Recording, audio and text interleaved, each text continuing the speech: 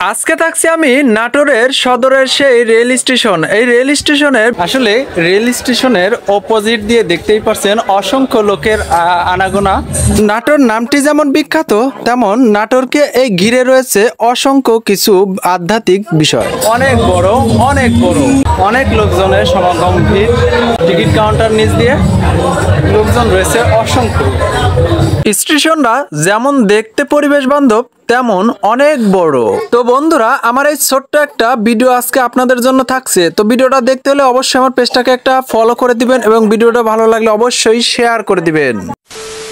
তো বন্ধুরা, আজকে কোথায় আছি জানেন? আজকে আছি নাটোর রেল স্টেশন। দেখতেই পারছেন বিশাল বড় একটা রেল জাংশন। তো এখানে সম্পূর্ণ ঘুরে ঘুরে আমি দেখাবো ইনশাল্লাহ। আপনারা সম্পূর্ণ ভিডিওর মাধ্যমে দেখতে থাকুন এবং ভিডিওটা দেখে অবশ্যই একটা আমার পেজটাকে ফলো করবেন এবং ভিডিওটা অবশ্যই শেয়ার করতে ভুলবেন না। তো চলুন শুরু করা যাক।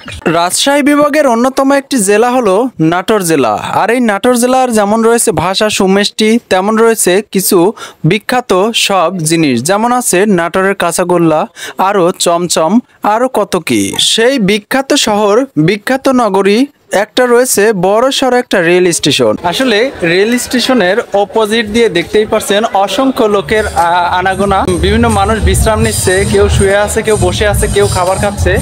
তো সব মিলেই এখানে যেন অসাধারণ একটা আনাগোনা সৃষ্টি হয়েছে। তো আমি বিড়বিড় করে হাঁটছি এবং রেল জাংশনটা ঘুরছি। তো দেখতেই পাচ্ছেন অপোজিট দিয়ে টিকিট কাউন্টার রয়েছে, প্লাস লোকজনও ঘুরে ঘুরে, এখানে অসংখ্য লোকজন এখানে ঘুরতে। জীবনের ফার্স্ট টাইম নাটোর জেলা ভ্রমণ করা, আর এই নাটোর জেলা ভ্রমণ করে অসাধারণ লেগেছে, ভালো লেগেছে। কারণ নাটোর জেলার যেমন রয়েছে নাটোর জেলা মানুষের বিখ্যাত ভাষা গোষ্ঠী, আরও রয়েছে তাদের বিভিন্ন বিখ্যাত, যেমন নাটোরের কাঁচাগোল্লা, নাটোরের চমচম, নাটোরের আরও কত বিখ্যাত জিনিস।